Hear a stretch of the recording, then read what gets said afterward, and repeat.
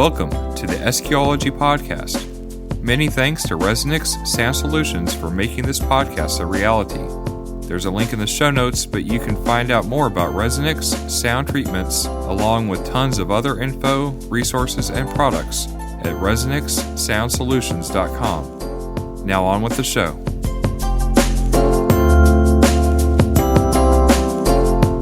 We have three guests today. Luke. How we doing? I'm Luke Ouellet, aka Rick Wilson, as I'd say about half of the online population knows me as. Rick Wilson. The alter ego. Oh, and that's Chris Pearce, who has been on here before. Yep. Last time I talked to Chris on the podcast, I think we discussed, that everything he had except for the motor in his car was pretty good. Don't do anything crazy. Just, keep competing it, enjoy it. Don't try to be the big dogs like everybody else. And then what did he do? 3 weeks later, ripped out the whole freaking dash. So yeah, good job. It's going back in. Well, I'm not sure that. I'll have to see that. I'm not sure that fixes things. It is going back in. It was just in the way for a minute. And the last person you heard was Austin. I got no bass McCarter. Yeah, that's right. How's it going, guys? And his vehicle is a Ram Rebel, is it? I think has been going around recently with his completed build now with a pair of 18s and some Arc Series amps, and so all kinds of fun stuff. That's what I've ended up with. So Luke wanted to kind of get something going here to discuss, and hopefully I get this wrong so you can correct me and what you actually want to say, but kind of get a perspective of several people here who are somewhat new to competition, maybe not necessarily to car audio. So Luke, let's start with you. What's your background and what's your thoughts on this? So appreciate we came up with this idea, 6 hours ago? Yep. So appreciate you kind of making this happen. And I came, I guess, the classic online way. My background in terms of like car audio is there's like a significant gap in my resume from high school to 3 years ago. And so there's like this 15-year gap. I've always kind of been into audiophile. High school, I had a system, and I was thinking about it earlier today. I remember splitting it with my dad, and my dad negotiating this head unit and kicker system with a 5-channel and a 10-inch CVX for like $2,000 in 2005. And that was the last previous system that I had. Just didn't really know what I was doing, but it was just something better than what was in my Infiniti QX4. And then I've always kind of like been around audio. I've played guitar a good chunk of my life, and so not anything like to write home about, but it's just something that it's always been something that's natural to me.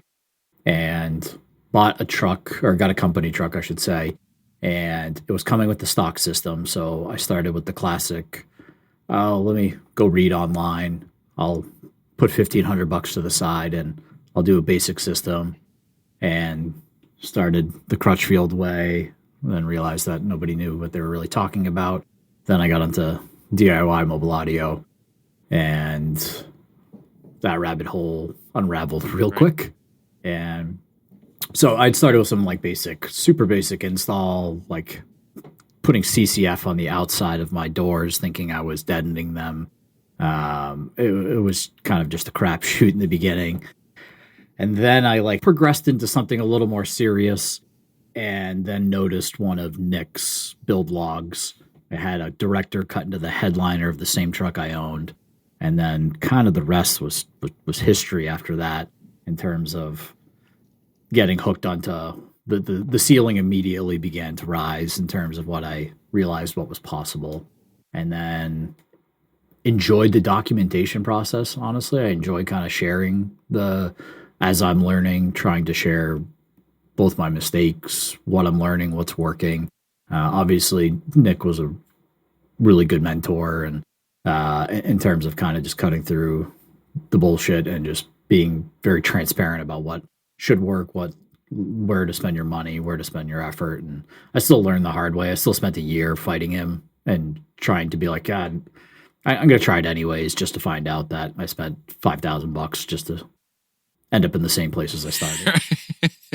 As we all have. But yeah, it wasn't really until I think a year and a half ago where it was like stuff started kind of clicking and slowing down how I was making decisions and problem solving a different way and getting so heavy into it, trying to learn tuning, trying to learn the science behind it, and experimenting on my own. And then eventually just kind of got like, it's car audio has been this culmination of like all of my hobbies that I enjoy, whether it's music, it's woodworking, it's electrical. I grew up in construction, and so I've always been around working with my hands, which I think is a pretty common thread between Chris, Austin, and I in terms of construction background. But yeah, it was just this place to like express everything in one little place, and it's been addictive for me. And now I'm kind of transitioning almost away from necessarily the technical side of it, and I enjoy the social scene, and that's what comps are about to me. Is like, yeah, the competition it's fun to get scored and all that, but it's far more about the social scene and like just hanging out with a bunch of nerds who care about the same thing as I do. Sure. And it's been a blast. It's been expensive, but it's been a blast. And SVR kind of really solidified that like this is something I really care about and I enjoy. And even though I was a complete rookie and didn't really know what I was doing at the time and didn't know who was who besides a few people that Nick was great about introducing to me, and finally got to like put some faces to names. But this time around, I think I'm much more excited and feel like I'm like going with a different mindset and really just going to enjoy myself and go from there. Chris, we've obviously had you on here before. We've kind of covered this before, but also as a recap for those who may not have listened to that, why don't you go ahead and give us a recap again, kind of what got you into car audio and competition and kind of what your goals are. Well, I'm pretty much started car audio, same as the majority of people. First car at 16, and I just wanted something that was, just wanted better music in the car, so just started building some stuff. I remember pretty much at the end of my first car was an all kicker system, like 12-inch kicker in the back, a couple kicker amps, and kicker front two-way. And I pretty much learned everything from finding a car audio installer book. I can't remember if I just ordered one on eBay or saw it at the library or something, but I read that thing through like cover to cover 10 times and just started seeing the little different ways. After that, kind of ran its course and got busy with life. The next truck just took all the couple speakers in there and screwed them to the doors and left it like that for a couple of years because I was busy building the motor that's going into my current car at the moment because they were both Hemis. So after that truck rotted away around the motor, I trashed that, got the charger, and pretty much came from being bored at work. So you start looking up, oh, hey, it's some new speakers. And then with my truck build, I was real heavy into forums and stuff. I did a lot of documentation on how I built my previous truck because that was way more on the mechanical side. So when I did the audio, I'm like, hey, I'll just find most popular audio forum and just read everything I see and kind of catch up on it. And that's where I first learned about a DSP and ways to get like the sound that you read about in the books. Like, oh, it's supposed to sound like this, and then start seeing the technology you need to get that. So just like everybody else, kind of snowballed first set of speakers I remember throwing in, and I was just like, well, this isn't that great. And then I found out the DSP, and that started everything.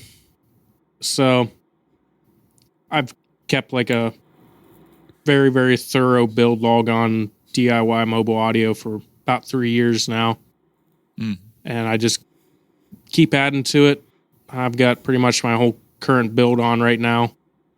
As I'm building it, every couple days I'm putting up new pictures and build log. And it does seem like there's some callback for that from currently involved people that, you know, especially with the plethora of tuning information that we seem to get these days, which is great. You know, we haven't had that all along. Now it's kind of an overload, and now people are kind of like, hey, I kind of miss the build logs and the process documentation, you know? Mm-hmm. But Austin, I don't know any of your story really. Where'd you come from? My background into sound quality was really just shy of 2 years old. I actually didn't know anything about the possibilities inside a vehicle, period. My sound quality journey has only been about 2 years in the making. I didn't know what was even possible inside a vehicle until I heard a vehicle at the sound factory one day. Ever since my very first vehicle, I've just thrown speakers in. I had a Nissan Titan at the very beginning, and I had a set of Memphis subs, 212s, that I actually never even got to put in the vehicle. They sat in my bedroom floor, and I just looked at them forever.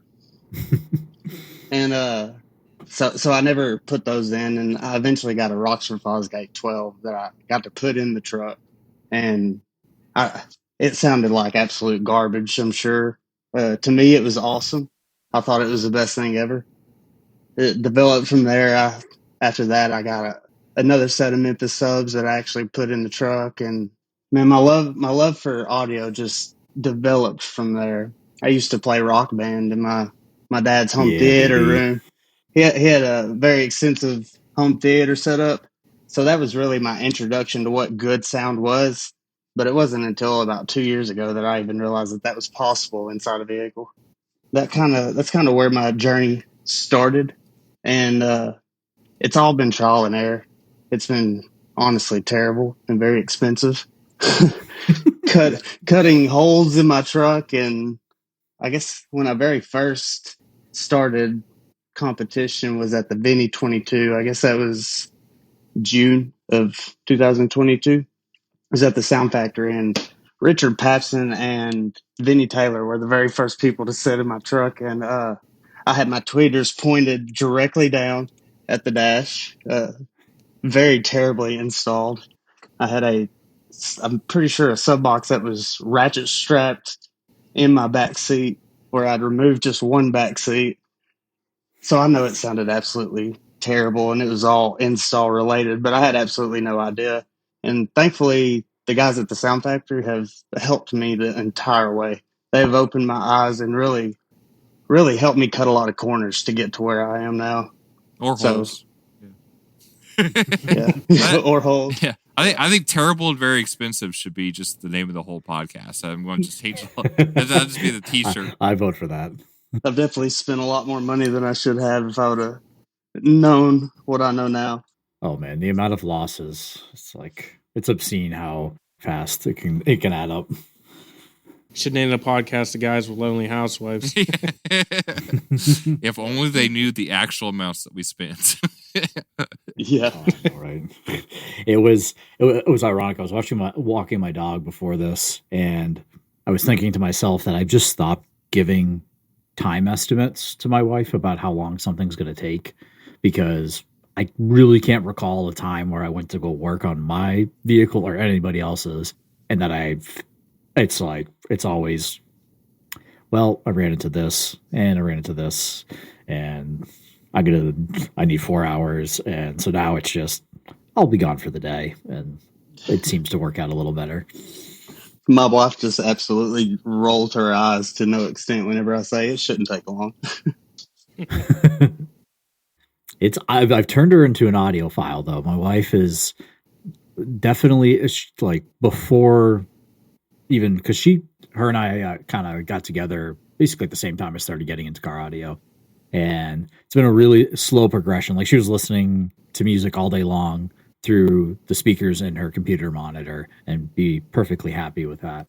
And now it is rapidly evolved into she buys out her lease of her vehicle next month, and the thing is coming apart, and it's gonna go Blam Helix and Resonix and blah blah blah, and it's her bar has continually begun to raise.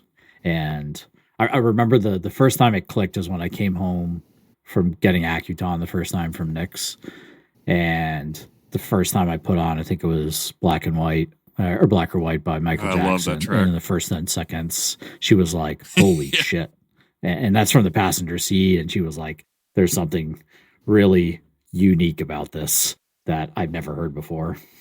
So it sounds like your audio budget just doubled. Kinda. It's like, Luckily, my wife is just content with enjoying my truck with me. That's awesome. yeah. I think it's funny to like listen to how reference level immediately moves the goalposts. And I'm kind of curious to how Chris's experience is like, because I hear like Austin had a local shop. I had Nick, and I know Chris. You I think you interact with Peter fairly often. And Yeah, that was from finding him online, finding his videos. But that's about it. Which is saying a lot given where your car is right now, which is it feels carrying the torch as the most extreme SQ car that's in public production. I think Mitchell's got something cooking. Yeah. That should be pretty insane. I don't know when it's going to be done or if it's coming to this season, but I would assume that it is. 2040 something. But him and Scott Welch and Mike Minio and Earl Zalsmer's old BMW are all going to come out at the same time. We're just waiting for it all in the same year. I might be retired then, but they're all going to come out. Yeah, that guy building Earl's car definitely seems to be taking his time. Yeah. But it's cool what he's doing. Yeah, obviously, hopefully we get to hear it someday, but it is cool what he's doing. Anyway. Yeah, I think the first time that I'm trying to think the first time I heard like a car that was like night and day better than anything I'd heard before. The first time I'd gone to visit Nick's shop, I had heard his Volvo second, but I heard Matt Kim's Tesla, which I think the previous year had like done extremely well at SVR, and obviously he knows what he's doing too. And I was like, between hearing IB sub and actual tuning, it was very hard to understand what I was listening to. It wasn't until like probably 2 or 3 months later where it was like, it started to sink in of how, not necessarily hard it is to get to that, but how much patience and what factors go into making something sound that good. And it was like chasing that high. And I feel like you always, car audio, like anything, is like, you chase that first big step, and then the step gets smaller every time, and then proportionally more expensive. And I've kind of stopped feeling like I need to do that, or it's not necessarily like a money thing. It is like I want to put 218s in the back of my truck too, and everybody should. Stomaching the fact that everybody should Do it. I mean, whether you get it from me as the drug dealer or another drug dealer, we're all serving the same drugs, and you should all take them. I'm just saying. I've regretted a lot of things in life. I've never regretted bigger subs. I truly didn't know what I was missing. I'd love I'm to do excited. 18s in mine. It's just I just got those AE 15s not all that long ago, and I don't want to. AE makes 18s too. I mean, I know. Well, yeah, maybe paste. a year after you order them. Yeah, exactly. Well, I can help. I can help. I In the went to meantime. quote 'em. I'll be. I got 18s on hand. I'll supplement. I actually went today. I was talking to Ron IB. I forget his last name, but he bought copper plated SPP 15s. I saw those. They look awesome. I saw that post, yeah. They're gorgeous, but he waited, I think, 4 months for the first one and 7 months for the second one. Yeah, it's. I was like, okay, if I'm going to do this, I'll do it. But by the time I probably would get 18s, I would be lucky to have him in for SVR or any other event. So I'll probably do them next year. In reality, if I can fit them, I got to go look at that this weekend. But You can There's fit always a way to fit them. Where there's a Yes. will, there's a way. You might need a sledgehammer and Do- a plasma do it cutter, like but that. you can get them. do it like that. One guy in Cali did, where he's got the 218s in that box behind the Oh, back yeah, window, yeah. a blow through window. I wish I had an operating window in the back, because I 100% would buy a truck cap and figure out how to do that. As opposed to cutting my truck, I would live with it. You can always weld pieces back. That's kind of where I'm at this point, is that the truck's not going anywhere for the next probably 3 years, 2 years at least. So yeah, I plan to hold on to my truck for a very long time. Yeah. The amount of work and effort and stuff I put into it, man. Yeah, I exactly. think it's just going to be one of those that I hold on to. Let it die. Yeah. So I'm announcing Austin's new vehicle now. What do you say? A month after finals? And he'll start a new build? What, I'll start a new build? No, a new truck. You'll have a new truck like a month after finals. As soon as you say that you're going to keep a vehicle, that's the seal of doom right there.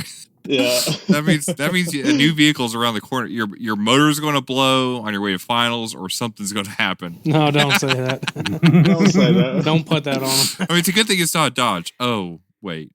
Ooh. Oh, wow. Yeah. That is very true. I know for a fact all that. At least there's a good community. At least there's a good community to help push it around.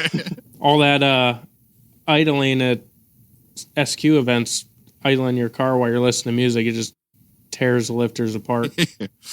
It's that's the one thing that keeps me from owning my truck long term, is lifter failure is I've had so prominent. I think I've had 5 different Hemis now, but yeah, I was not expecting. No, this is the first one that the lifters went out on me, but it was only at 100,000 miles. Kind of surprised me. Yeah, the GMC 62s are like plagued. I think I'm like about 3 months after they switch manufacturers, and it's been good since. But like 2018 to 2021 was, I don't know, like 10% of vehicles were having lifter failures in 6.2 and 5.3 liters. It's like bad. Yeah. QC, but knock on wood, mine's been good. So Chris, when's your first event that you're trying to make, and you think you're going to make it? Well, the first one I was planning on was one of Scott and Cassie's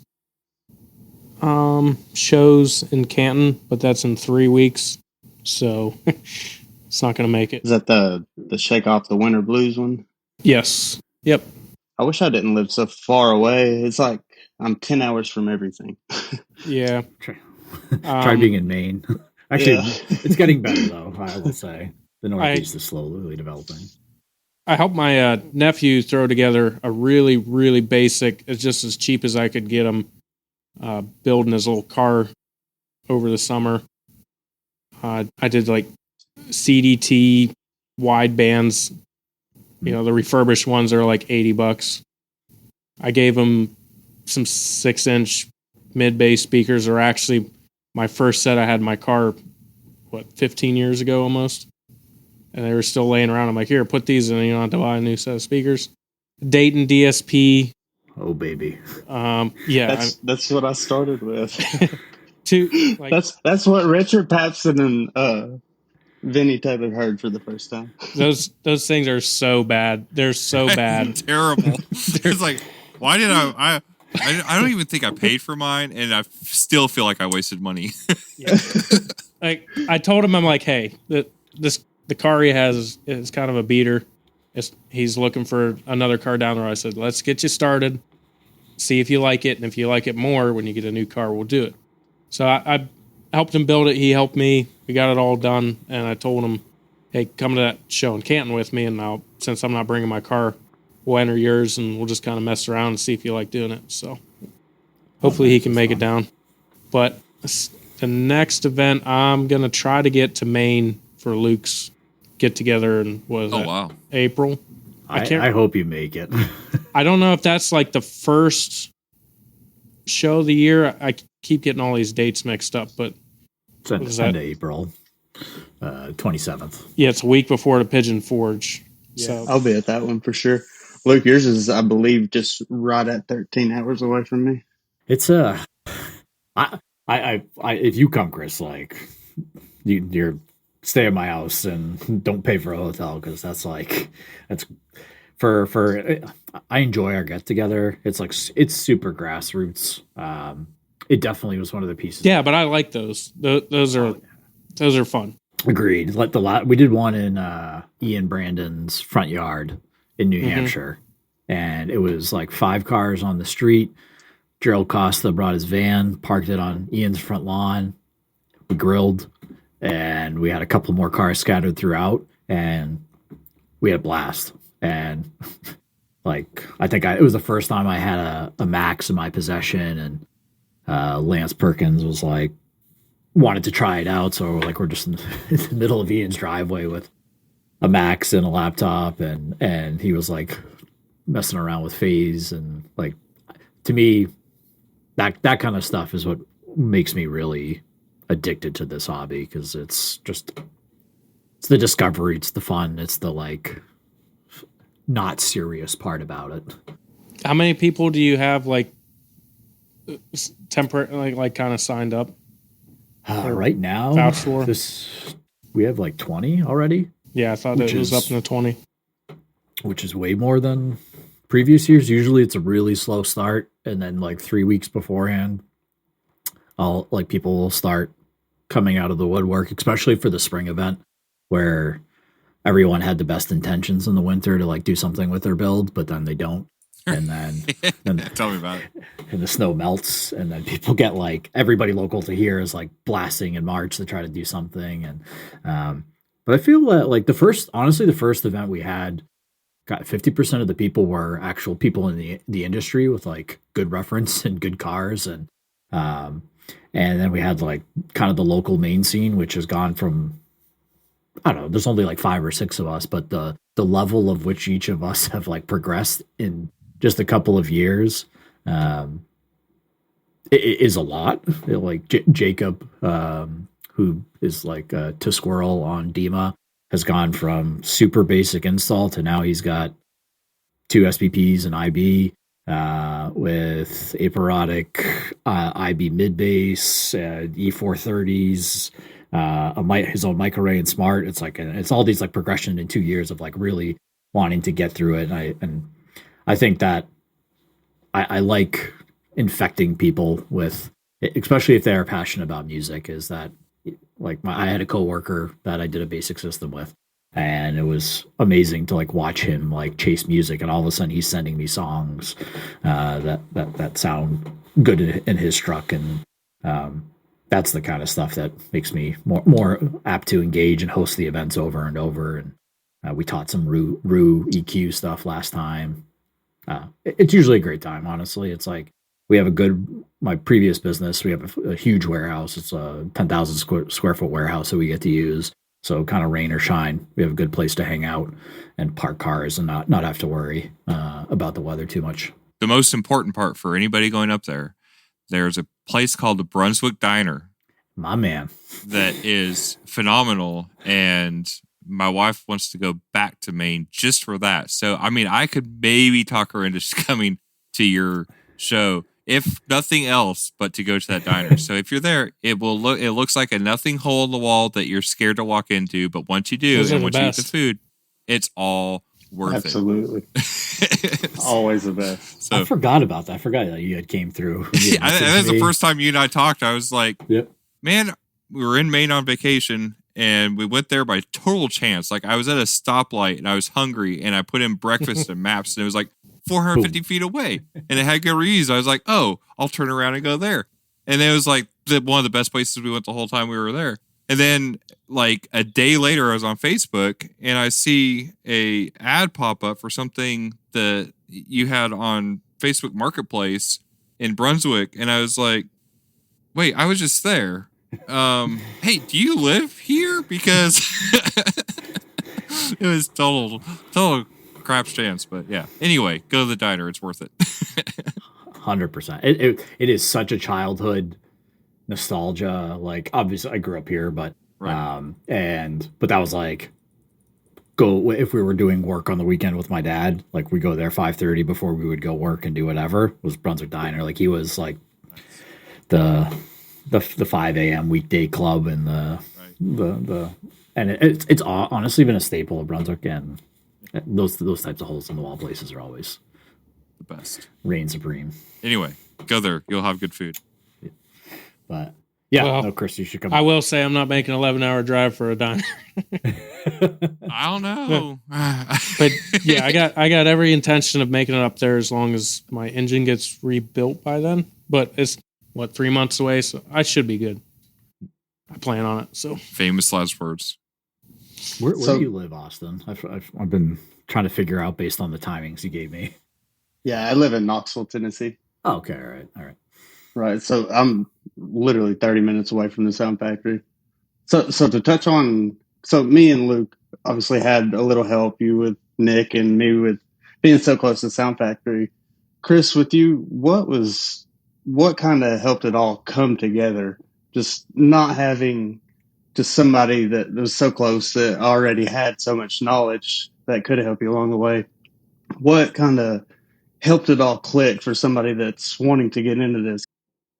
first off is just straight up research on the internet. And that's kind of why I'm so dedicated to doing my build logs all the time, is because that's how I learned, was reading through everybody else's stuff. So it's important for me to kind of, I guess, pay back. So if someone else is looking, they have, the same experience.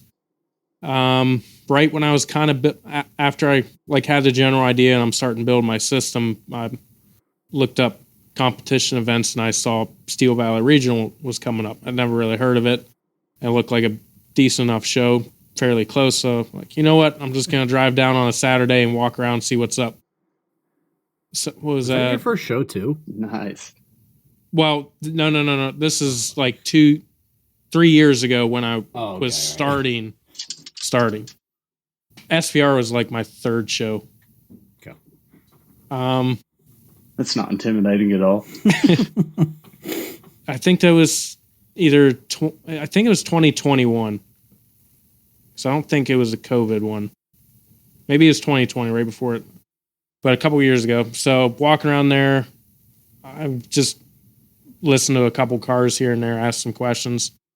And the guy there that helped me the absolute most was Bill Grime, because he has a Chrysler 300. So it's very, very similar to what I had.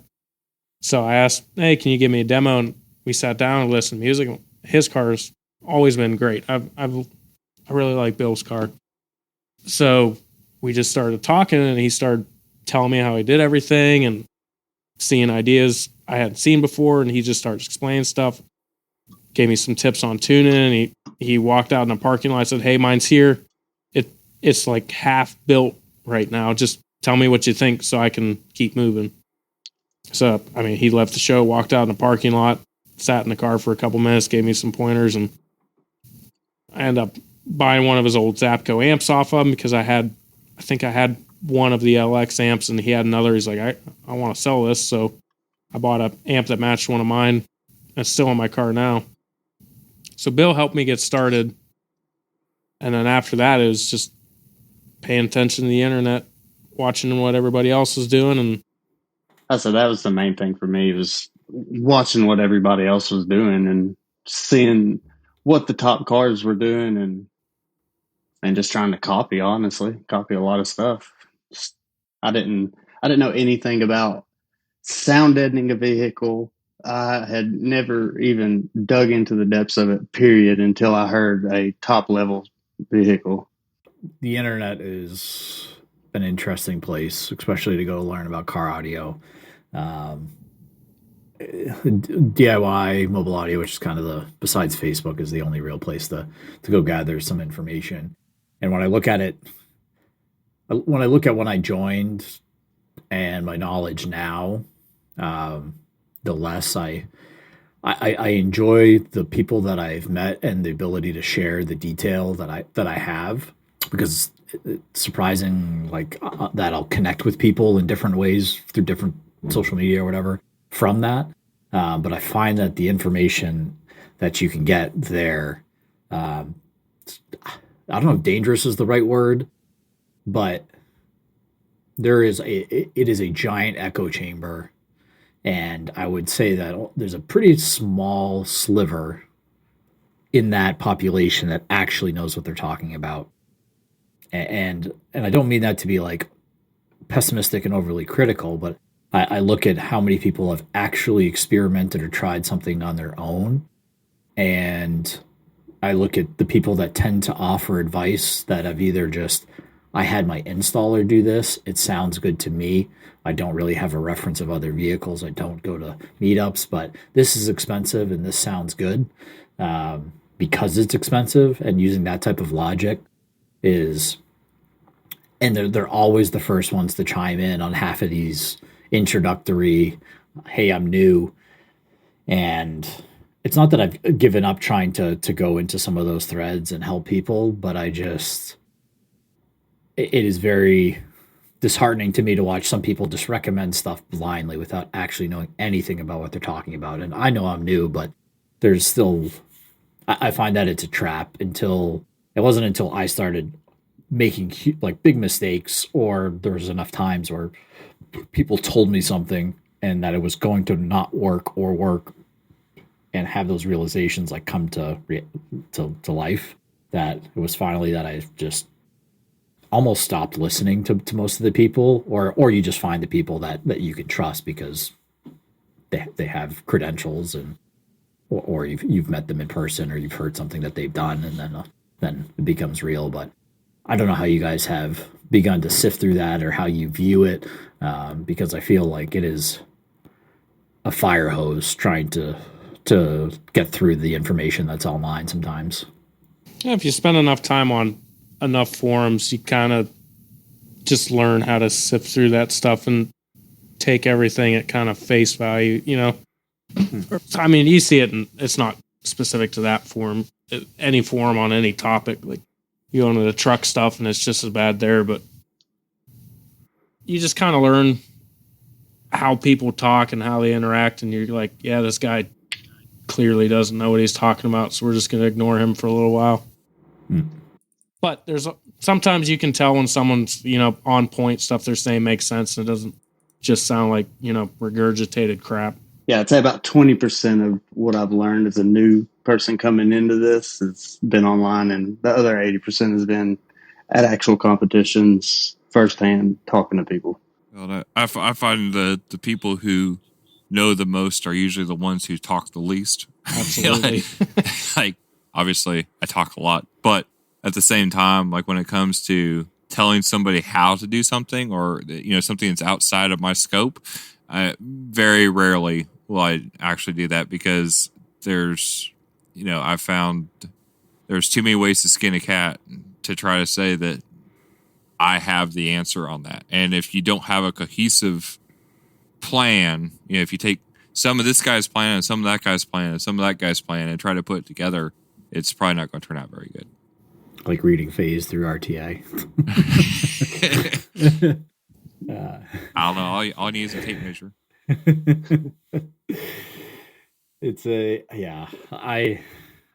I find myself I'll half type responses to stuff online, and I find myself delete it, move on. I've done that countless times.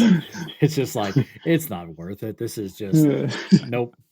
I'm all set. I have racks of notes pages where I've just typed into that, and then I just leave it, and I figure, well, maybe there'll be something good there a few years from now, but I'm not going to use it today. It's I don't know. I'm like, it's not that I want to tell people not to listen to the internet, because that's exactly how I got started, and you meet the right people eventually.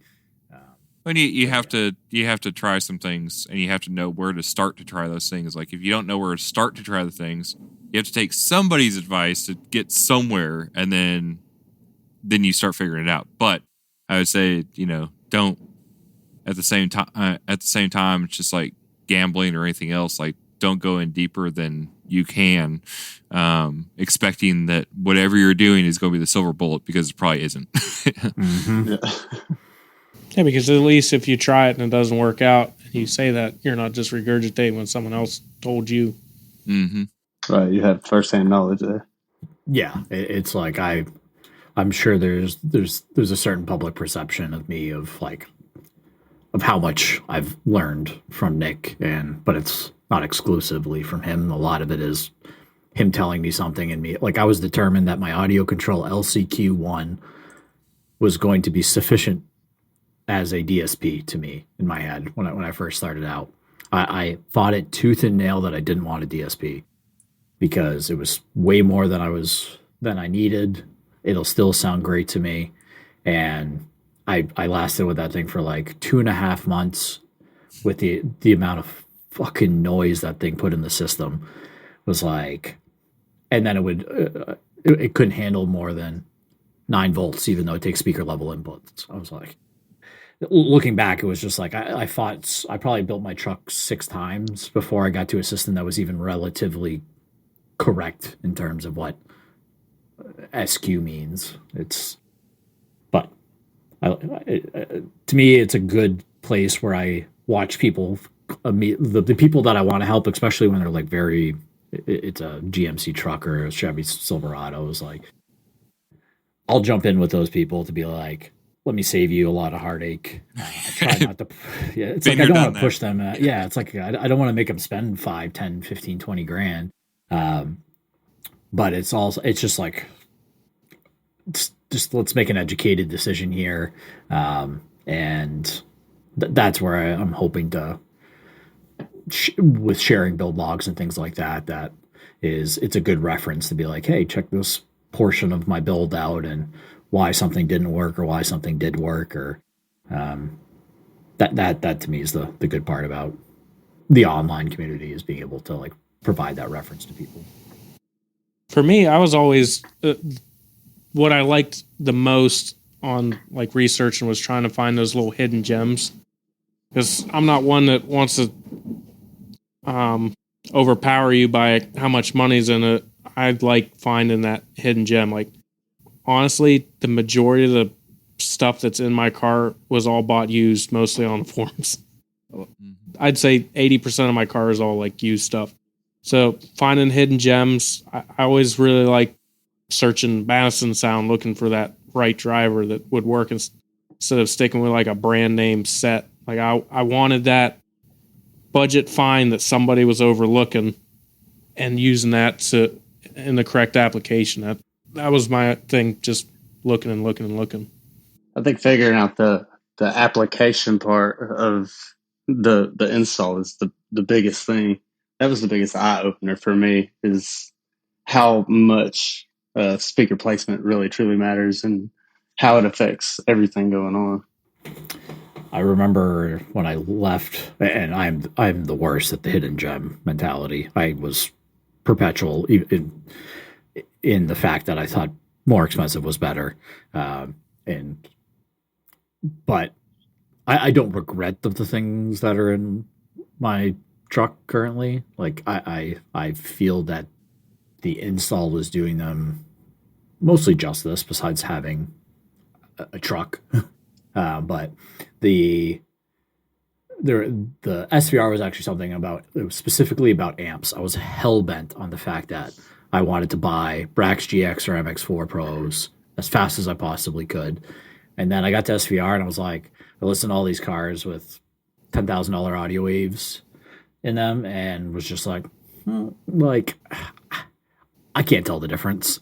And like they sound great, but when I hop between Larry's car and my car, it's like mostly the same kind of front stage, and I can't really tell a discernible difference in what I'm listening to, and it put my mind at ease about thinking more expensive is more better. And now it's completely focused on install and application, and if Peter ever listens to that, I'm sure he's looking over his proud sons being being happy about that. That's how we're thinking. But it is really what it's. Yeah, I gotta say, with Peter putting out as much as he does really helps guys like us to, he keeps some stuff to himself, which, hey, that's his business and that's perfectly fine. But he puts out so much on the install and documents it so well. I told him the other day when I was chatting with him, I said, one of the ways I get some inspiration, because I'll hit like a roadblock on a design or something like that. I'll go back into his picture albums and like find the year-end wrap-up and just look through all of the different builds he has and then try to pick something from that to get me past my roadblock. So the guys that are out there documenting what they're doing and putting out there, it really helps guys like me who just doesn't have many people around and has the time to research that and put it all together in their head. That's one of the main reasons I'm doing what I'm doing, because that people are putting it out there. Yeah.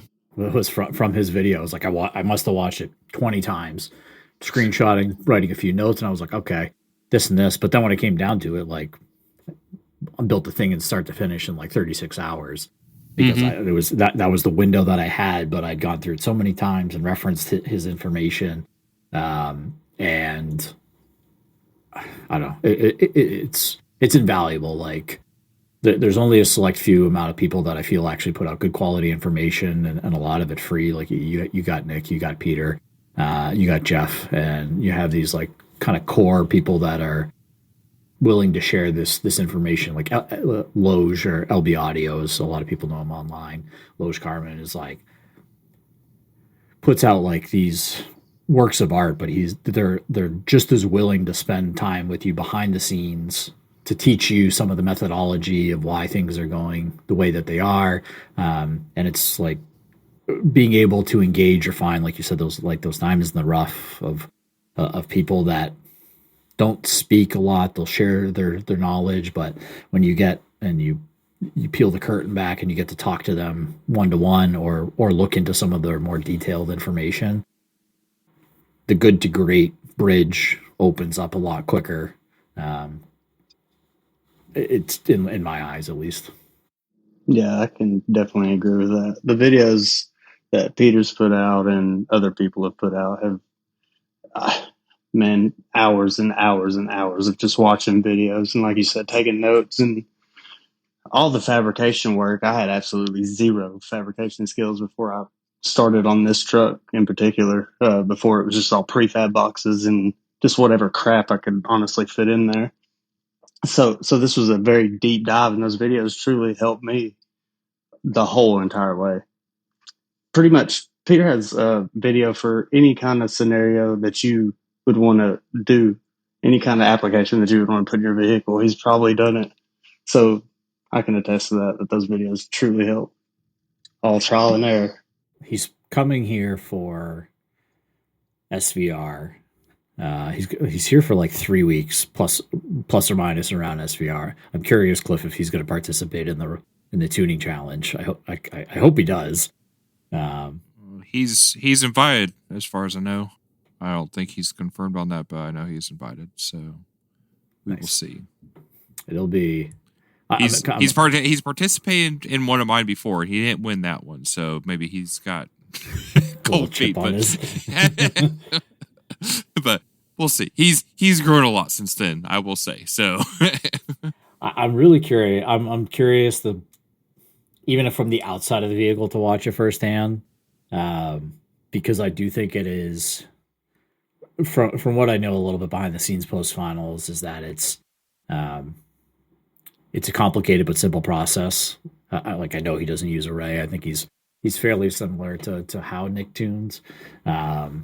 But I'll be curious to see him and to see him at SVR, because from what I gather is I think that SVR this year is going to be particularly stacked. It always seems to be that way from the outside looking in and looking back at some of the attendance now that I know some of the names, but it'll be interesting to see what he thinks of that, because I know he was ruffled a few feathers at finals. But I don't think that's a bad thing. I think. So for this, I'm just happy that I got in SVR. the way that Aggieland filled up, man, it's like it was full before pre-rage even started. It's like, yeah, exactly. Probably sold out in like 20 minutes, Cliff, something like that. It's like I messaged you an hour early. What do you mean it's sold out? It's like, wait a minute. I thought it was ahead of time. No, yeah, I've got a little different plan for next year on all that, but it's kind of crazy how much pushback, and I know SVR and Aggieland are both different kinds of shows. And I mean, they're built that way, right? I mean, they're built ground up to be different, but it's funny how many people are like, oh, you need to do this and you need to do that and you need to do that. And it's like, man, I'm just doing what I can to make sure everybody who's actually there gets their money's worth and has a good time. Like, because there's no way I can think about making it bigger than what it is. Like, there's not enough time to do it right, to have more. Like, it's let's just do what we have and do it right. So completely understandable. Other people can do other events on their own, and I'm more than happy to help however I can. But it's enough to do those. But yeah, it's registration will be a little bit different next year, just so it's not. I'm glad that the interest in the shows are there.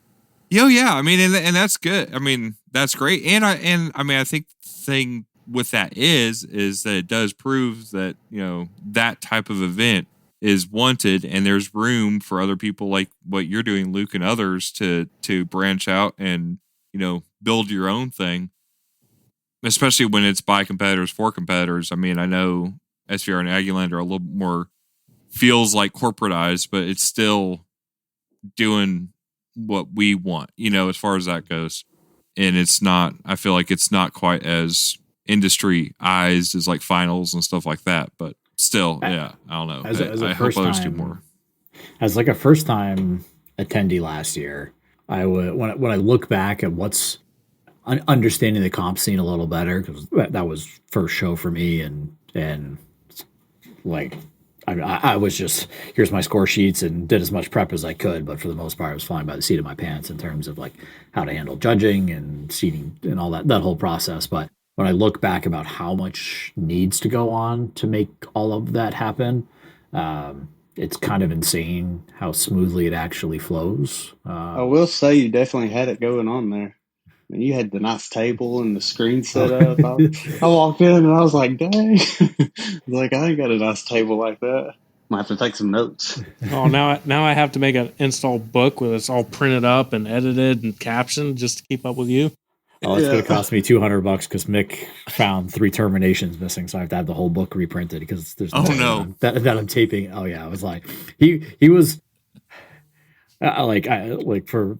I think most people that know Mick is like he's got that very like almost intimidating, stone cold, never smile demeanor, and dry humor. Like, to me, I get along with people like that a lot easier.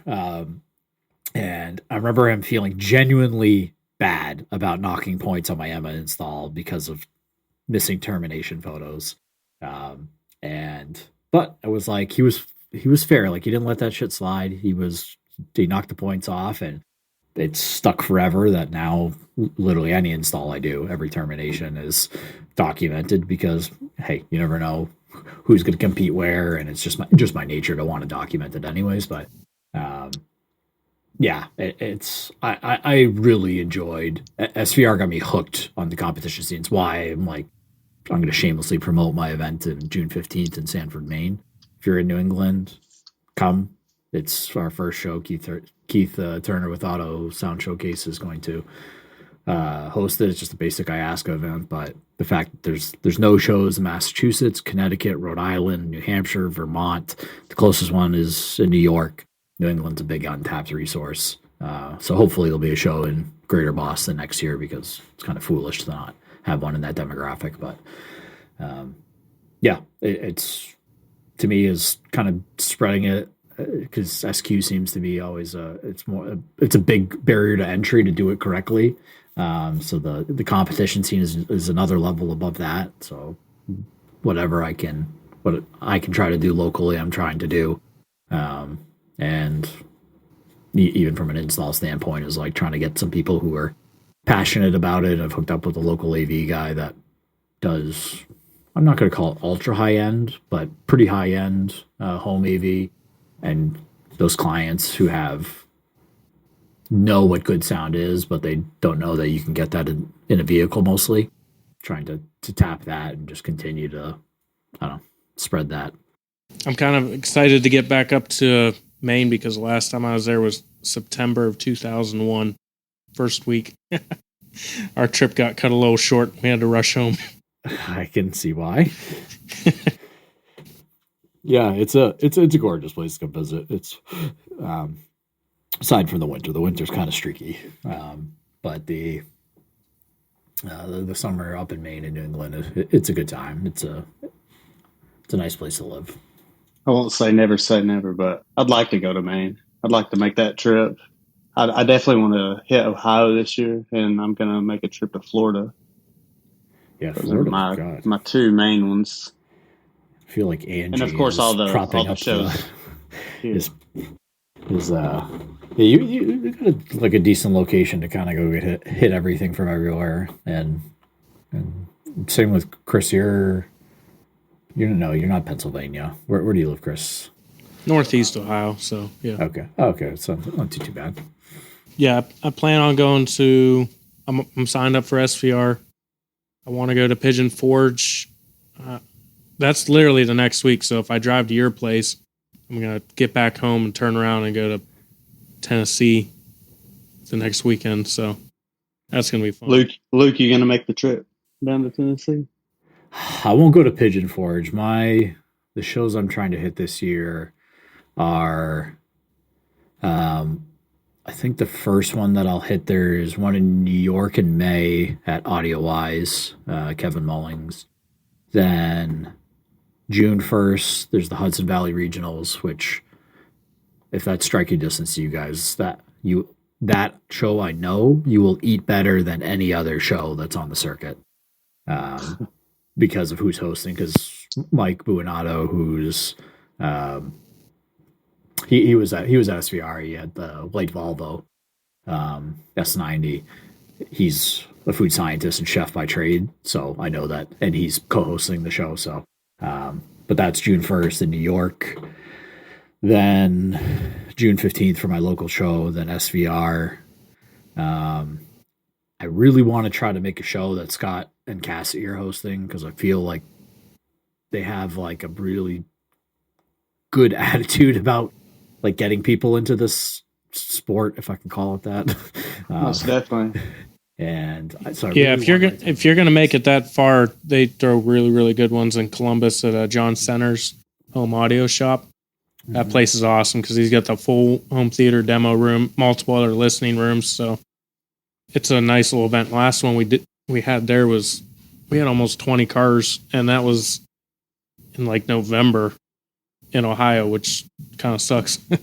But that was a lot of cars for end of November, end of season. For real. Super friendly, great people too. It's I did not introduce myself to them at SVR, and I regret it. And I think we both know who we are, but I'll make sure to make it a point. But I want to try to make it to one of their shows, because they truly seem like really good, wholesome people that are really passionate about what this represents, and also like open arms about bringing people in. There is no like standing on the shoulders of other people looking down with them. For the most part, honestly, most of the community is not like that anyways. I had a couple of people approach me that they were going to attend the Hudson Valley show, and they're like, I don't want to compete yet. How does it work if I just want to go listen to cars? Like, will people let me listen to their car? And I was like, yeah. People are, for I would say 90% of the people in this hobby, they want to show off and want to like demonstrate, and so for anybody who's going to that type of event or going to a comp for the first time, don't be shy. Like 99% of people, as long as you're not interfering with their judging, they will be more than happy to give you a demo. I can agree with that. People put a lot of work into this stuff. I know I've put a ton of work into my truck, and it feels good whenever people see it and you see people's eyes light up like, wow, you did this, and just answering questions and stuff. It makes you feel good. It does. It makes the 4 and 5 digits associated with what you did a little bit worth it.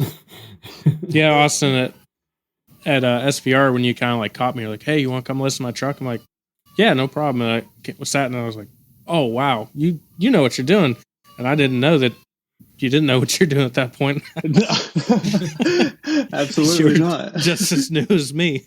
But I just wait till he knows what he's doing.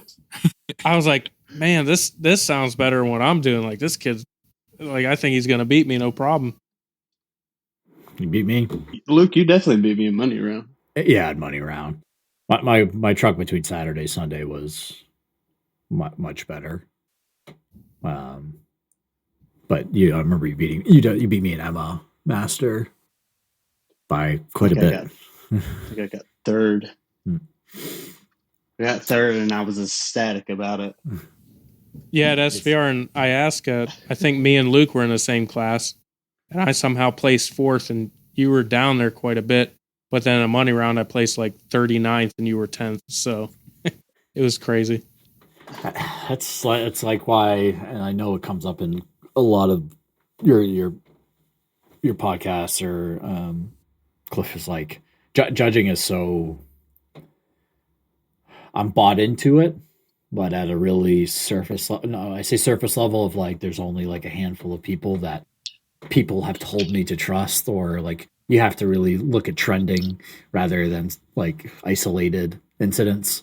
But I'm super excited about the lineup for SVR judging this year for Money Round. I feel like that is like almost the best case scenario in terms of judging lineup that I've seen in my short time in SQ. Yeah, as far as I mean, Aggieland, we've done okay. SVR this year, I think will be the best as long as everybody shows up and does their thing. I mean, I think the group of judges that we have at SVR for the money round this year will be potentially better than any other year. We're dialing in the music today. We're kind of finishing up some of that. There'll be consistencies between the music for Aggieland and SVR because there's also crossover on judges. I'm going to put a request in for that music. You got to put at least one of them new T-Pain songs on. You stole. I was going to say that. Stay With Me is my request. The mid bass in the beginning of that song is so good. It's good. And like I said on your post earlier, I don't even have my car built. Like no good sound system here, and I've been waiting for my car to get finished so I can go out and listen to that album. Oh yeah. I like to let people listen to the beginning of some of those songs and make them guess who this is. It's like, who do you think this is? That's a great album. No, it's always like 5 classical songs, 2 or 3 jazz songs, and then some soundtrack. I feel like that's the prescription for every judging lineup and every comp that I've ever seen. I famously have used the Young Jeezy put on my. Because that was on the original Money Round disc for a long time, for the first few years, and and obviously I still use it, but it's like I got made fun of it for, but it's like, come on, man, this is car audio. That's what we do. Like, that song was hype back in the day, dude. I remember going to Cavs games and they would play that as a Cavs run out song. Oh man. I use that song constantly still. It's just the metric. It's like you only need 30 seconds of it. Oh, yeah, exactly. The first 33 seconds is all that was on. And when I had it broke down on the disc to where like I had each track cut down to just the parts that I wanted to use for that part of the judging. So it was literally, most people who have ever competed, at college events back in the day or judged, like there was only 33 seconds on the song because it went on to the next song on its own. Like you didn't have the choice.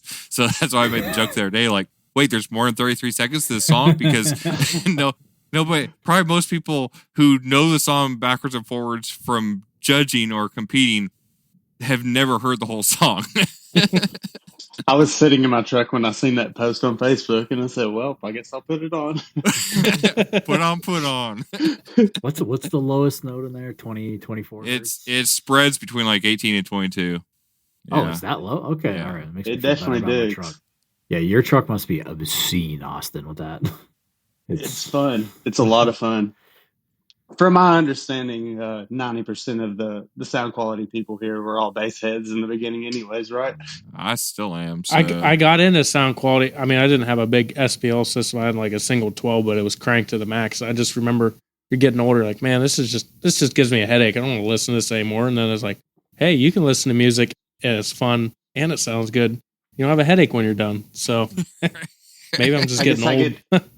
I guess I get to use the excuse that ignorance is bliss because I thought everything sounded absolutely great until Oh yeah. I heard a true, like, good sounding vehicle. Yeah, it's the what people think is good, and that's why I like the meetup scene is so good,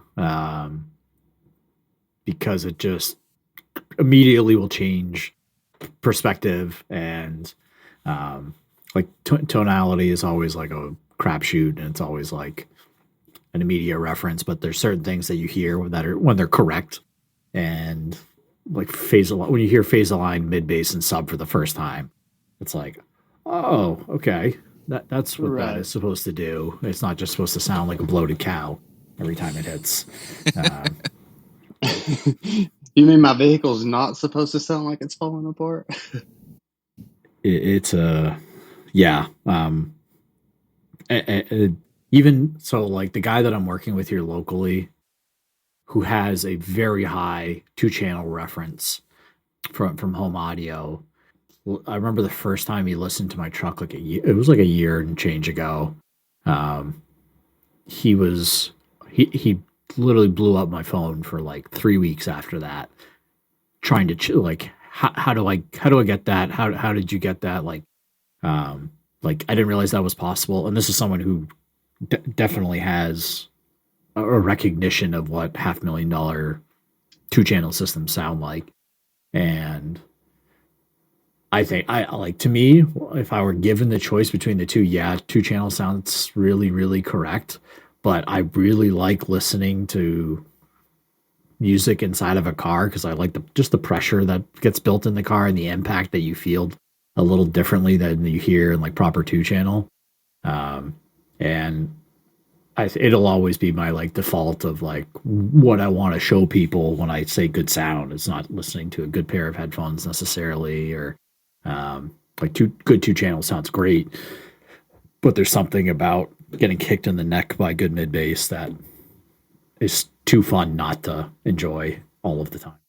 And I always found home audio to be just awkward. Like, come here and sit on the couch with me. It's going to be like, at least in a car, there's bucket seats and safety belts.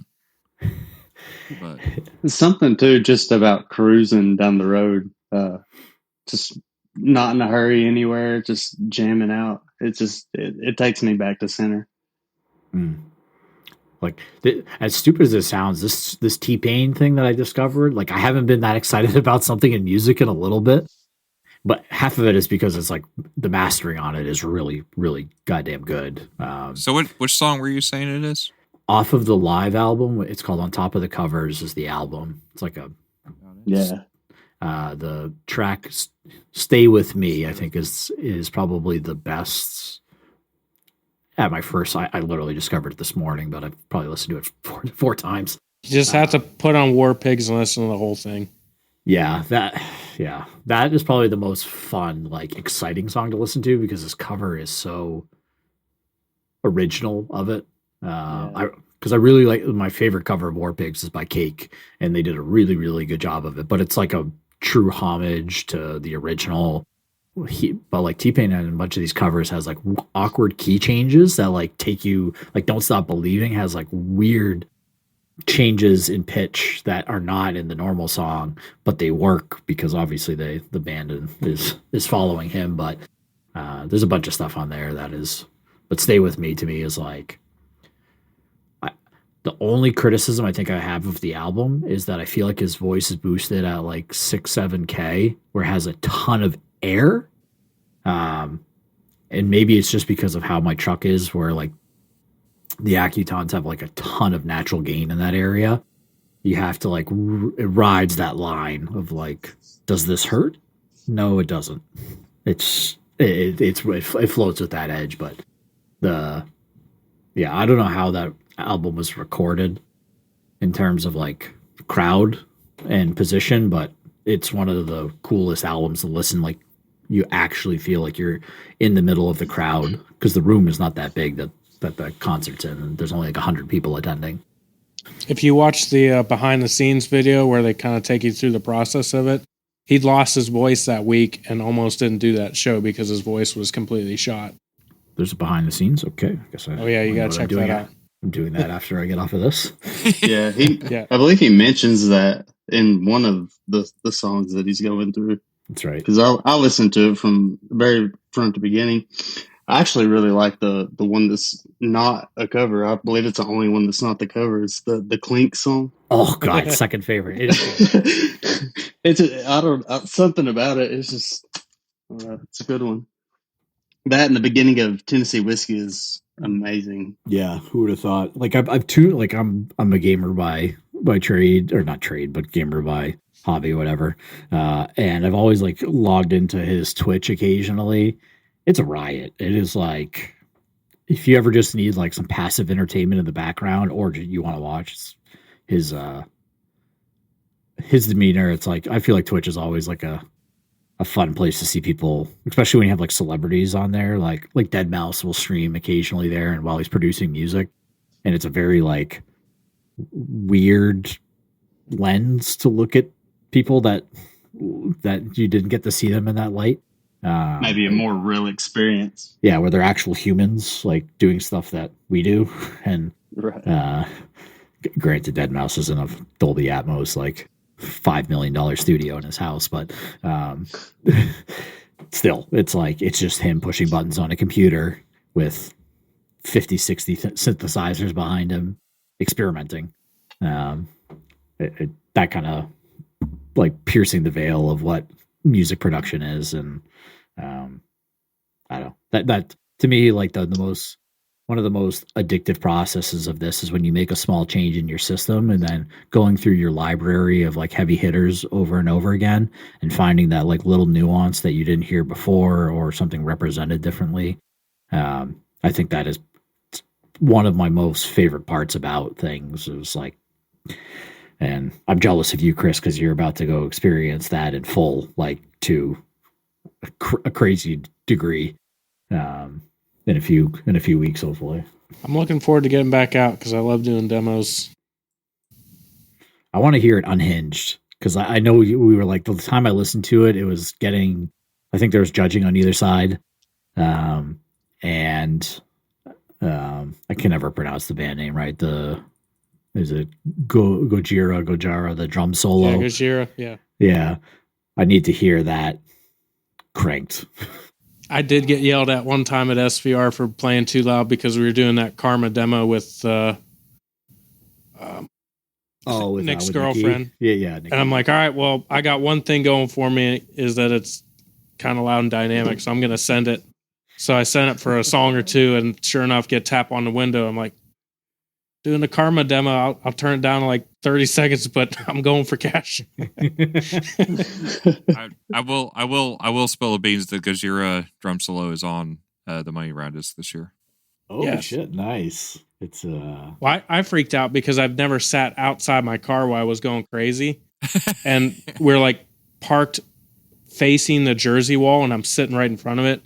And like the very first judging song, I think Harry Mira gets in it and just sends the volume to 11, and I'm sitting right in front, and I got like several cutouts in front for the IB, and it's just like reflecting off the wall I'm sitting by. I'm like, this is the loudest thing I've ever heard. It's probably killing them in there. Like, what's like, do I need to turn my bass down? I was probably that's the bad thing about IB, is how many people are probably pissing off around you.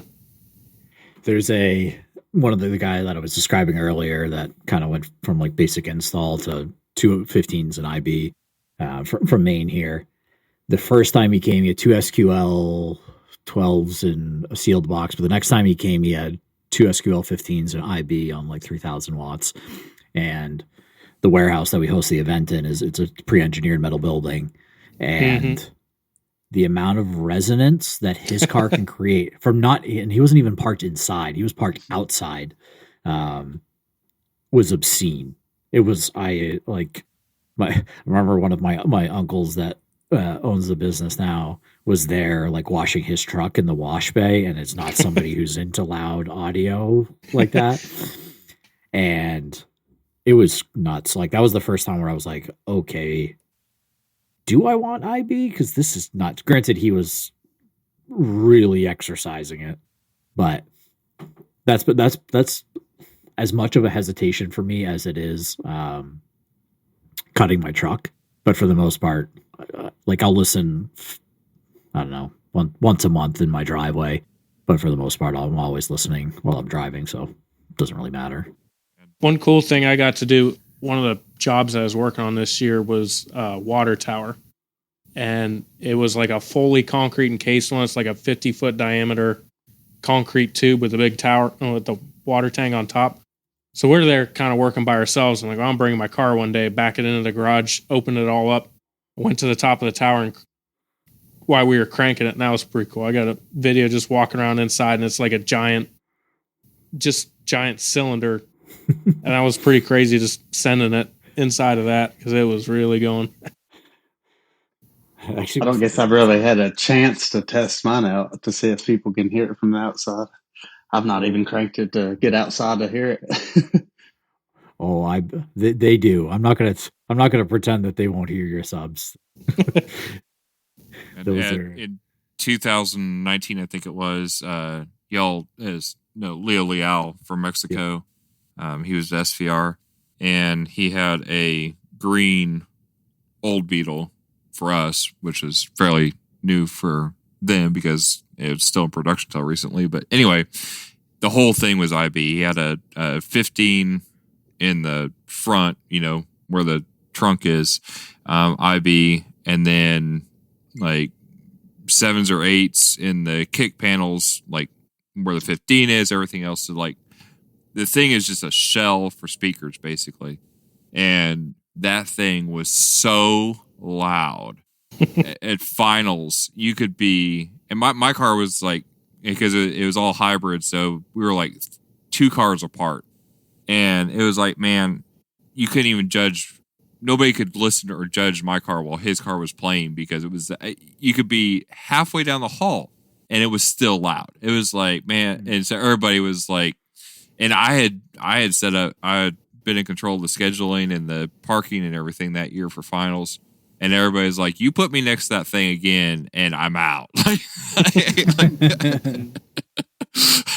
And we haven't seen it since, but they keep telling me it's coming back and going to be louder than ever. I'm like, oh, great. Well, we're just going to park you outside. Sorry. It's going to be the new rule. If I'm not mistaken, is there not an old Resonance vehicle or Resonance video of that Beetle? There might be, actually. I think because he was there. Yeah, because Nick did the video of Black Betty and a few others, so he probably did do a video of it because he was there with a big camera that year. When I first got into it, I dug deep and started. Well, when I actually first figured out who Nick was and learned about his products, I started digging deep into his videos.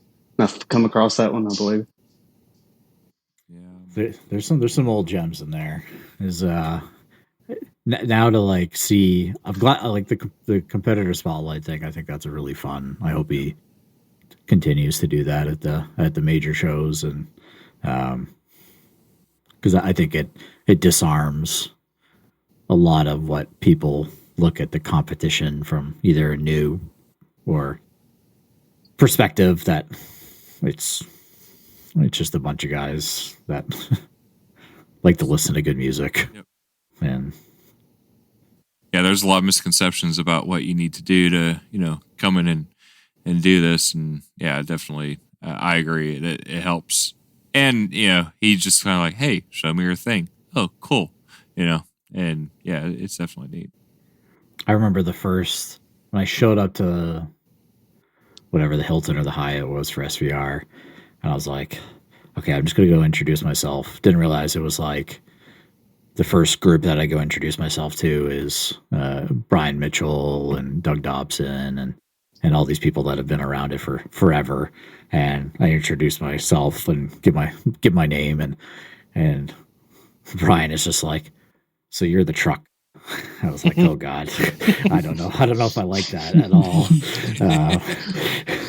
You're the truck. Yeah. But it was like, I figured it was an okay sign, and then most folks told me after, it's like, you should expect it. If you're getting a target, that's usually a good thing. But after like 48 hours progressed and all of a sudden it's Sunday, it's like all of a sudden all of that thinking that you're showing up to try to impress or the expectation that you set for what you have to do and how you have to present yourself or what your system needs to be capable of is like stuff is all fugazi. It's like it really doesn't matter in the grand scheme of things. Like unless you're going there to try to get first. And even then, like you look at Steve and Brian and Natan, like these are not serious people. They are, but they are in the event itself. It is, they're there for the same reasons you are. Man, I've just really enjoyed this whole journey, truly. From going to knowing absolutely nothing and being able to come into a community that accepts you for as little as you know to as much as you know. It's been great. It's been great to come in and be accepted and be able to progress the way that I have through help of friends and just the community in general. It's been a good time, and I encourage anybody that is interested to just go to a show. I'm just busy going down the T-Pain rabbit hole, so y'all discuss amongst yourselves. So I'm telling you, whoever shows up at Aggieland, they find out that the entire disc has been changed into T-Pain. We got to petition him to put out like a live DVD instead of just a YouTube. Like if I can find that he puts that out on a live DVD, I'm buying it automatically and then gluing an iPad inside my car or something. I hope like Gerald comes. Oh yes. Because that is the first thing I'm doing the moment he shows up and plugs in. Or Brian, just if he gets his car finished with that big LCD TV screen he's got in there. I use an iPad as my head unit. I'm talking to you guys on my head unit right now. It's a like, even like I usually YouTube to me is just like, nope, not listening to anything. I don't care if you link it on something. I'm not listening to it because it's trash. It's the first time I've been like, I can tolerate this. This is actually not bad at all. Like, and yeah, I was, I don't know why I'm so obsessed with it, but it's just, I think it's like, I do enjoy cover music, and then to have it come from like a very unassuming, like you never expect T-Pain to be covering War Pigs. And then he comes in and absolutely like kills it. It's that kind of shit always makes me excited that I have a good sound system to listen to it on. I like the surprise factor of people not knowing who it is. Like, this is T-Pain. I love the fact, I almost want to think that him using so much auto-tune in the beginning of his like public career is a meme, or just like an obvious, like he can obviously sing and sing extremely well.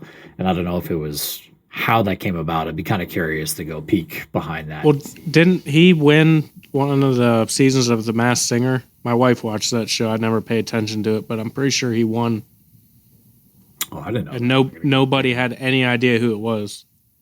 Yeah, it's I gotta give props where they're due. Like there's not a lot of singers. The last time I felt this way about something, I'd first discovered Lake Street Dive, and there's a song she sings, "Just Ask," and there's like this note that she holds. It's like 3 minutes in, and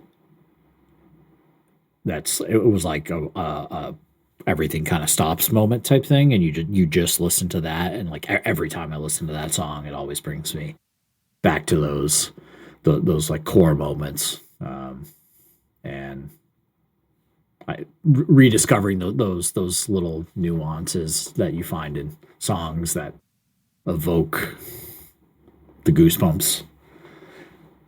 That's 50% of the equation. The social and fun scene is got 50%, but the music part where everything else disappears for those few seconds.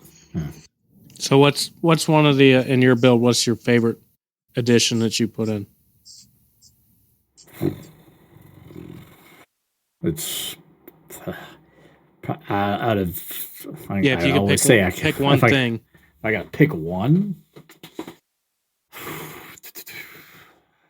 I don't know. The this is hard because he doesn't have an 18. If he had 18 or a pair of 18s, he'd be like, "Oh, the 18s." But when you don't have that, then it's difficult. Everything else is sad.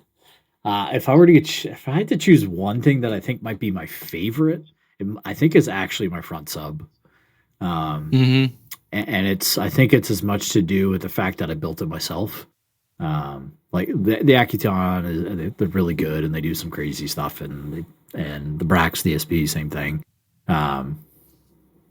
But when I think about something that I reflect on and really am proud and enjoy and feel like it actually made a big difference, front sub for sure.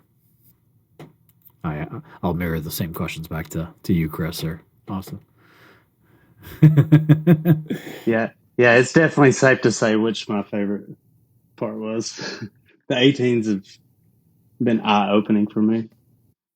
The favorite thing I've put in so far was my glove box front sub. I kind of wish I still had it in there, but it wasn't perfect. But that was one of the cool things I really enjoyed building because it came out so nice and looked like it fit. And I'm trying to find somebody with a Dodge Charger that wants this just because I want somebody to have it. That was quick. That was the first time I remember noticing your build and being like, holy shit, there's a lot going on in here. And because like you went from that to IB kicks and then you were messing around with your dash. It was like a really fast progression, I feel like, from my memory. Yeah, I work in spurts and it normally comes pretty quick. This is definitely the longest I've had to work in a stretch on it because I've had it. It's been torn apart since very beginning of December, maybe. And it's not going back together too much soon. It'll be worth it, though. That's my biggest fear is I get it on and there's like some anomaly that just doesn't. Disappointed. It's just how it's going. I'm worried. Sorry. You should be. Oh, where you put your mid bass, yeah, there's a huge cancellation. It's like a bad spot. I kind of copied your idea about the Sonos speakers. I put a little sound bar in my truck the whole time it was tearing apart. But I think that was probably the biggest motivation for me to get it actually finished or to get it playing at least was the fact of having no music. It was eating me alive. I had such an unrealistic, every time I'd work on my truck, I was adamant that I needed to put the audio system back together before I finished. Because I don't have a garage at home, but I have access to like the warehouse for my old business. And like every time I'd work, there was only one time before SVR. SVR was I had like 7 days of downtime, which is the longest my truck has ever been without music. But I remember the first time I had it like left overnight and drove the truck home and drove it back. I felt like I was like expecting my truck to just like drive off the road and not be operational because it doesn't have an audio system. It was just like, I don't envy that part, Chris. Hopefully it'll be like such an eye-opening thing because it's been so long since you've listened to it. But well, I haven't drove my car since October. Holy shit! Wow. I seriously miss it because the last time I drove it was on the way to finals, and that was what 1, 2, 3. It was almost 4 months since I've driven my car. Oh, it's making me sad. Then I didn't realize. I thought you had fixed it between finals and like the time you tore it apart. Oh no! Yeah, shit. I'm sad for you, man. I've got this picture of the night that I finally pulled it into the garage to start the teardown. I took a picture. I keep looking at it, I'm like, oh. It makes me sad. I just drive like a junky 1500 work van to work, and I'm driving an hour each way right now. Ooh. And I just have the same boat. I have an aux cord that every time you hit the bump, one speaker goes out, and you got to wiggle the aux cord to get it back. and it's miserable. I'm driving 2 hours a day with just the worst sound system in the world. It was even worse going to finals because I'm like, sweet. I just got that AE sub literally the week of finals that showed up, the 10-inch. So I swapped the front sub. I'm like, okay, so I got like 12 or 14 hour drive. I can get this thing broke in and like touch up the tune when I get there. And I got, 7 hours of driving in, and then I had to drive the rest of the way in a U-Haul truck. And the sound system barely worked in that. And I ended up buying I didn't bring my headphones with me because I'm like, why do I need headphones? I've got my sound system. So I stopped at a gas station and bought like $20 Bluetooth headphones, and that was even worse than nothing. Skull candy. No, they were worse. They were worse than skull candy. No, they were bad. It sounded like there was a fly in your ear. Oh man, that's so terrible. Yeah, from going to listening to great music all weekend at finals to going to listen to crappy headphones. That's terrible. It was depressing. It's depressing. I finished my front sub maybe like 4 days before SVR. Whenever I believe Luke and Chris, you both first listened to it. I think I had my front sub in there for maybe a week total. Yeah, you just act like you definitely didn't install it 3 days before. Okay. Right. No, totally been there. I think I had finished my... The only thing that was really odd between my transition when I did a new amp rack was importing my tune from a Helix that had virtual channels, and I was so bad about continually going to update EQ. Like every 2 weeks, I go in, I chew up 10 filters. 2 weeks later, 10 filters, and I remember I showed up to Nick's halfway through on my trip to SVR, and he listened to it and he was like, well, this is definitely the best tune you've done on your own. That sounds good. And then he plugs into my DSP to go make changes, and literally every virtual band is taken, every mid-range band is taken, every mid-bass band is taken. And then he just hit reset on the whole thing and started fresh. So, well, good job. We're starting over. Yeah, he did close to the same thing to me. When I got to finals, he's like, "Is there anything I can help with?" I said, "Yeah, just listen to it, see what you think." So he jumped in. He's like, "Yeah, let's make these couple changes." I'm like, "Yeah, absolutely. Like, give me a hand real quick." So I hand him a laptop, and he pulls it up. He's like, "Dude, you got to chill on the EQ." I'm like, well, I don't have virtual channels, so I do my initial EQ, and then I got to go in and bump some stuff here and there, so it eats everything up. He's like, every band's taken. I'm like, there's small little changes here and there. So that's why I got the new processor, because I can, virtual EQ. I think it'll help a little bit. That way, EQ your basic stuff, and then go in virtual and do your little right-left tweaks. Hopefully that helps. I noticed when Nick and I did the last remote tune, it's the fewest amount of bands by and far that I've ever had in any tune, kind of since I went to DSP. And yeah, it's interesting. Like there is, because there's a method of when Nick does tuning, that the way that he imports EQ filters from Rue, he tends to put if you're on mid bass, you'll import them as far to the right as possible, and then that allows the bands that you actually need to do fine tuning with to be free on the left side of the EQ.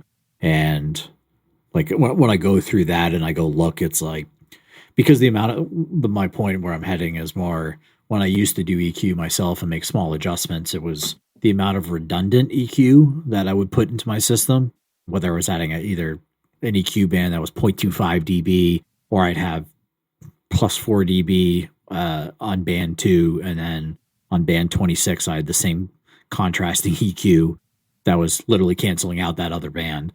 And just over time, it was just like, what am I doing here? And now that I understand where I'm trying to head from an end game, from a tonality and what it's supposed to image and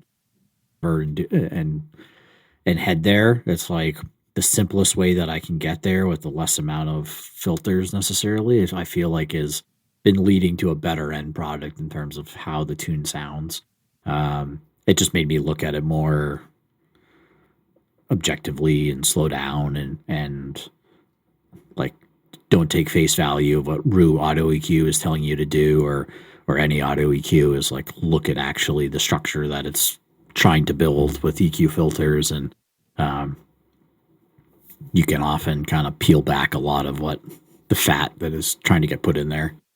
See what you got to do to see if you've actually learned anything on how good you are at tuning. So after you're done with the Brax, you jump back to a car with a Dayton DSP in it and see how well you can do. Assuming that you can hear over the floor noise. Yeah, exactly. Yeah, I had to get some Amazon ground loop isolators because it was the most noise I've ever heard in a system. And that actually fixed most of it. But yeah, it was unlistenable without the ground loop isolators. Yeah, there was my LCQ was like that audio control unit I had. Like I remember moving the ground pins, but then I also realized that I wasn't sharing common ground with the 2 amps in my system. I really don't know what was causing it, but the hiss was terrible. But that's what I assume a Dayton DSP sounds like. Makes me remember back in the day with the first sound system of the alternator one when you have no idea what to do to fix it. Absolutely no idea. You're just driving around with your electronic turbo whistle. Mine sounded like an ambulance. An ambulance. As I accelerated and decelerated. I had that in my van, and I switched DSPs, and it went away. And I don't know why. I have no idea why. But it no alternator one now. Had it before, gone. So I guess that's the magic trick now. Just switch DSPs. Are you bringing that van out to any events? Or just even if it's not competing, just have it there? I might bring it to finals just because I won't, and I may not compete at finals. I might compete in a 3X or something just to pretend I'm doing something. But you can just let everybody listen to a different person's tune. Right. I mean, every person can listen. Oh, that's funny. Yeah. There's what's the other van? Dylan's. Yeah. Yeah, is that the same van as you, or a different year, Similar. different style? Yeah, well, so mine's a Japanese import of that. Is yours a right-hand drive? Yeah, right-hand drive, and his is a Previa. It's similar. I think it's like a 94. Mine's a 95. His is a Previa. Mine's an Estima. It's kind of like the difference between a Taurus and a Sable, but it's the Estima is actually a different body. So it's a few inches shorter lengthwise, and it's a few inches narrower. So it's actually kind of a different vehicle, but it's basically the same platform. So they're both mid-engine rear-wheel drive. They're basically exotic sports cars. They don't really, 0-60, no. And just no. There is actually a third SQ minivan, import minivan. There's a guy, I don't know the gentleman's name, but he runs around with the Stereo Integrity Squad. But he's got a right-hand drive van that he got imported, and it's turboed, and I mean it's pretty bad to the bone. You have the Starlight headliner in yours? No, mine doesn't have all the. But I have electronic curtains in mine, so. I think I would actually take the curtains over. Nice. I can hit buttons and my curtains close. So that's a hard flex. We're still in the razzle dazzle. That's what it is. Yeah. Right. That puts you in the mood. Oh yeah, just lay and the seats swivel around like all the seats lay flat. So basically, you can turn the whole thing into one big couch. So you just do that, and you hit the switches, and you hit zing, zing, zing, zing, zing, zing, zing, zing, and then you know exactly what's about to happen. Just put a TV screen on the roof. That's why I wish I would have started off with a van, because it's so much easier to travel with, family and stuff than in a car that's all hacked to bits. Well, mine was, and then I put a 6 cubic foot box in for an 18, and now it holds fewer people. But cut a hole. You gotta. Well, you just set it. So the way it's set up, like the amps are in the back, and then the box is there. So I figure it's kind of like the old station wagons. You just have the kids sit on top of the box facing backwards, and put a mattress back there, and just hang on, kids, hang on. I forgot it. Was it like early '90s Volvos or mid '90s Volvos had rear facing seats? Yeah, there was quite a few '80s and '90s wagons with rear facing seats. It's a terrible idea, but it was the '80s. All right, I'm gonna pose one final question before I got to sneak out for the night. Sure. If each of you guys had a vehicle, any vehicle you could choose to build in, what would it be? A Ram 1500 ProMaster. All right. Short van, the smaller of the economy vans. That's the way I would go. I would make it an overland vehicle with like some little small nubby tires on it and a spot where I could pull my motorcycle in the back, but also have a full build in it. To where I've already thought about this. I was gonna say this is that was quick. Shotgun was loaded. Yeah, but waiting on that question. I sort of have a similar, well, not a similar build at all, but like I have a pre-canned answer of what I would. Well, I know what I would build within my budget, and because I want to go backwards and buy like either 2017 or 18 E43 AMG. And build it as a pure stealth build, but have it be hopefully really, really, really good in terms of performance SQ wise. It's like from an OEM location. It's got the firewall mid base. It's got mid range, pretty high up in the doors. It's got sail tweeters and pretty easy to do an IB through the floor in the trunk. And build it as like an extremely high-end hidden system, and similar in the vein of what Pete did with his S550, and then eventually morph it into something. It's like, to me, that's the next stage. Like when I get tired of my truck, hopefully those cars, they'll be like $20,000 in 3 years from now that I can go find one from somebody in Florida. That's been sitting on one and try to bring it up and make that the next iteration. If I were to start with a new vehicle, I would got a couple in mind. I would like to do like a Ford Transit van, like Steve Wagner has.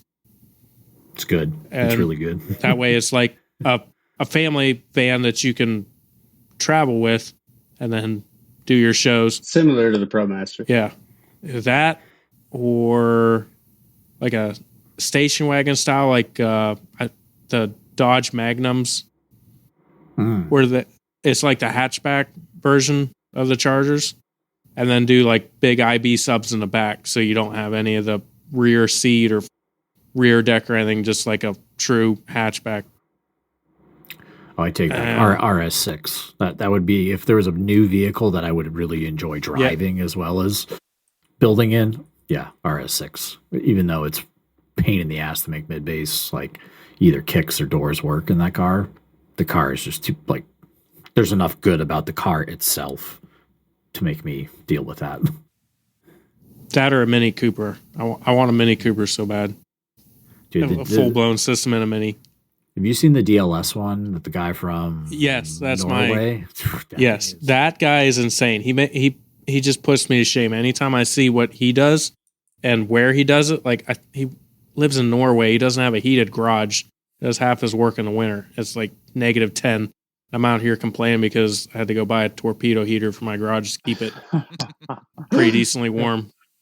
And his fit and finish is like, it's what you find at like AI Design and these shops that are charging $250, $300 an hour for their fab.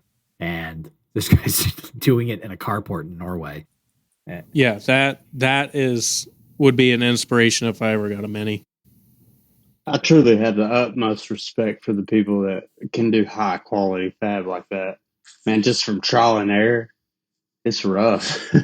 It's rough. I've always thought I've been pretty decent with my hands and been able to be hands on with stuff and figure stuff out. Just watch a few videos, figure it all out. Man, some of the level of fab that's out there, it's pretty ridiculous. His is particularly impressive because he doesn't have a laser, he doesn't have a CNC, doesn't have a 3D printer. It's literally all built with routers. It's that to me, that's the part where it's like the level of fabrication is definitely like it's almost exponential over the past 5 years with the introduction of these like technologies and 3D modeling. Um, to watch somebody do it like old school and exceed some of the fit and finish of people that have these $25,000 lasers or whatever Giant CNC routers that take up half the size of their shop. Exactly. It's like don't get me wrong. I would love to have all of the cool modern tools, but it goes to show that you can get real far off of just some basics. Yeah, I have a table saw, a router, and a jigsaw, sander. That's pretty much it. Besides your like normal tools, a heat gun and stuff like that, I've been able to figure out, I guess, old school methods. I guess they're old school methods. It's the tools I've had to work with. Not having the kind of funds that a lot of these people have in the shop area. I mean, every time I do any kind of little project, it's okay. I have to now fully clean my garage again because there's a 1/4 inch of sawdust on everything. It's terrible. There's definitely some core fundamentals that I feel you eventually just learn about, whether it's fiberglass or stack fabbing or these, like, when I look at, like, you look at my pillars and they look like this exotic finished really nice piece, but the process of getting them from where they started to where they were is just chaos and rough build up. Like the only thing that is lasered inside of those things is one trapezoid shape and the ring where the actual tweeter sits in. The rest of it is literally just built up fiberglass that's been sanded and shaped. And to me, it's just knowing the process of, like, Matt and Nick, and you can watch them build it in their head before they go too far. But the grand scheme of it is it's just a basic principle that's just really fine tuned and making smart decisions of how the fabrication happens, so that when you get to that finished process, and I feel like that's the skill that gets better with time, is that, like, visualization before you cut anything, or you're working incrementally, but you're always thinking of, like, the path through of how you're supposed to finish this and put it back together. That gets much better with time. Granted, that's with anything, but I feel like in car audio, where it's something so specific and the tolerances are almost so tight, and it's something that needs to fly down the road at 75 miles an hour and potentially get into an accident, and it's like you have to think of all these, like, different factors that you need to be able to forecast that. Yeah, like right now with my dash build, I'm trying to figure out how to build all of this around the airbag to keep it functioning. It's driving me insane. Yeah. Yeah, I can see how that would be a headache, for sure. A lot of it's discouraging, too, because a lot of these people that are so good at fab work post these build logs online, and you see them, and you're just almost flabbergasted by how, like, detailed and how they make everything flow together. Like, okay, this type of fabric really flows well with this other type of vinyl that you really wouldn't think to put together. And the way that they make it all flow together, they make it look almost effortless, and it's really truly not. It's when you actually get into the nitty gritty of how things are done, it's really a pain in the ass. And I find myself cussing so many times and just redoing a lot of things just because I'm not satisfied with the outcome. I always have a soft spot in my heart for seeing builds that you can tell a normal guy did to the best of his abilities with what he had. Sometimes you see these, perfectly polished final shop products, and it almost kind of takes you out of it because it all looks so perfect. You're like, oh wow, that looks really great, and almost kind of move on. But then you see like someone that doesn't have that fabrication ability. You're like, wow, he did really, really good with what he had. I don't know if that's a weird way to look at it, but sometimes you can just tell when someone's put effort into it with what they had versus, super glossed over high-end CNC and all that kind of stuff. I'm trying to think of a good example. Like my personal example is front sub. Like there's nothing necessarily fancy about it, but it is just taking simple concepts and learning fiberglass and doing it myself and just kind of rolling with it. There's nothing particularly to write home about. It came out clean and stuff, and I'm proud of it. But there's something about watching exactly that happen. It's like you go look at Matt Schaefer's builds; they're literal works of art, and clearly have absolutely ridiculous. Like I'm assuming almost blank check type deals with some of these clients because the amount of labor and materials and edgelit everything. And I was referencing the fabric comment about like the last post that he just did. I mean, it's just absolutely ridiculous. Some of the different fabric and how it flows together. It's crazy. And it's like this like bleeding edge.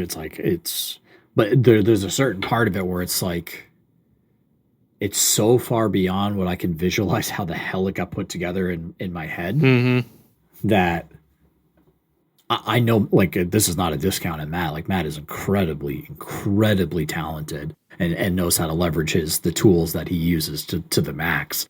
But as a layman, or even like a DIYer, like trying to understand what the hell is, how this goes together, it's like, it's hard to appreciate it almost. Yeah, I definitely agree with you, Chris. It's like when you watch somebody who took something from nothing or got really creative with a limited amount of resources, it becomes like you become a bigger cheerleader in that case than necessarily some of the big guns in the industry.